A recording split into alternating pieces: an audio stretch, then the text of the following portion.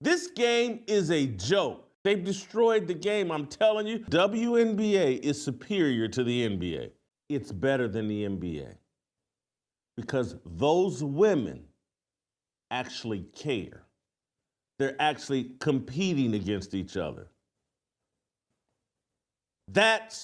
It's about competition. We want to see people compete. These guys are not competing. Anybody can put up numbers in this uncompetitive league. No defense play, no one cares, and they just stand around and jack up threes. Oh, LeBron James and Bronny, they made history. We're flying Ken Griffey Jr. and Ken Griffey Sr. in to sit courtside to watch this amazing history. Bronny and LeBron are going to take the court together. This is magic. I think I saw a tweet from Emmanuel Acho.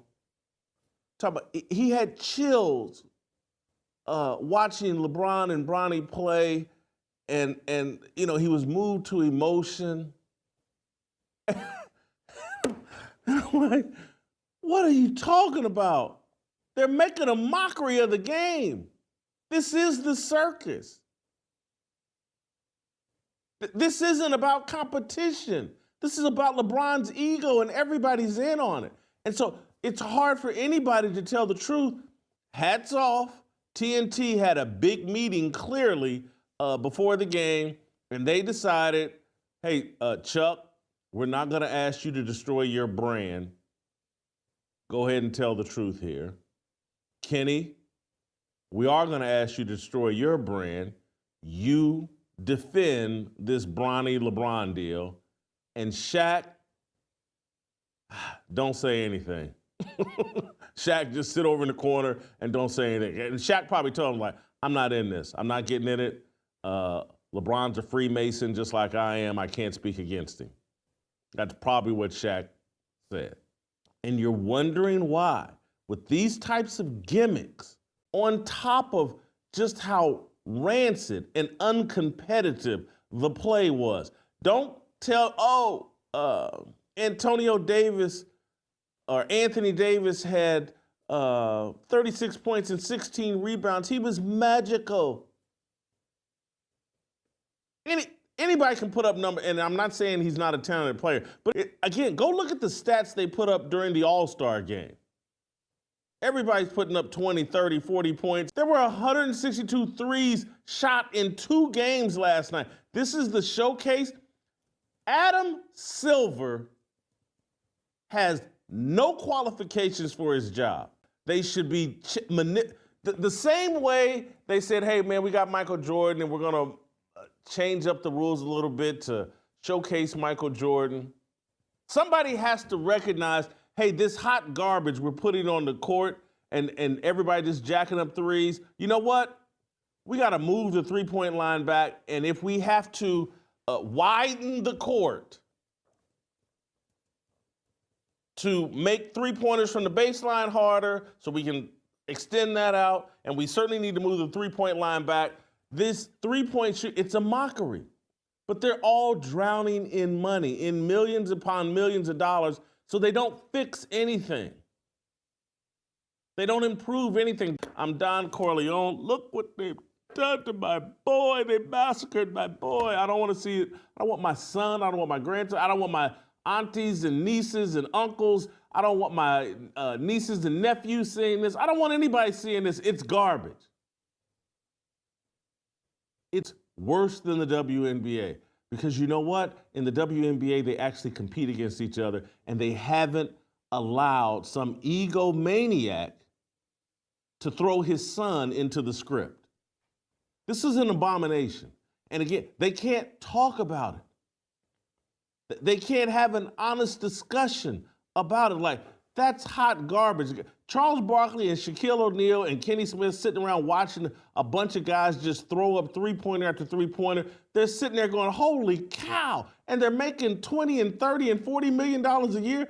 Trust me, Charles and Shaq and these guys are like, this is unbelievable. They have, you got bench players, guys that don't matter, making $10 million a year.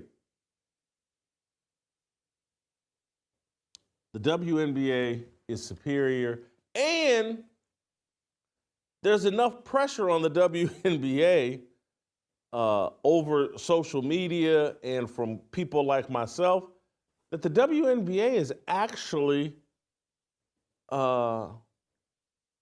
pivoting away from their Caitlin Clark hate and insanity. They realize that they've nearly blown it with Caitlin Clark. I want to show you, so this is Cheryl Reeve, the coach of the Minnesota Lynx, who's a very good coach. I'm haven't been the hugest fan of hers because didn't like the way she welcomed Caitlin Clark to the league. She was part of the hate group, the part of the Alphabet Mafia hate group that couldn't stand Caitlin Clark. Cheryl Reeve was the Olympic coach that participated in keeping Caitlin Clark off the Olympic team. But she's starting to wisen up because the market has spoken and fans are speaking, and she knows what a clown she looked and sounded like taking a dump on the one person who made the WNBA relevant. And so Cheryl Reeve started backpedaling. Actually, her backpedaling probably began a month and a half ago, but now she's in full backpedal. And she's acknowledging what no one else or everyone else was reluctant to acknowledge. That Caitlin Clark has been carrying this league, or carried this league this past season. I want to play Cheryl Reeve. This is SOT number 2. Yeah, Cheryl Reeve. I want to play this, and then I want to show you what she was saying earlier in the year. Here's Cheryl Reeve. The evolution of the league into the space that it got into in terms of the popularity, even before the season started, you know, when Caitlin Clark announced that she was going to enter the draft, I remember, obviously I'm connected to the business side, and the wave of enthusiasm that came from a player that wasn't even going to play for the Lynx.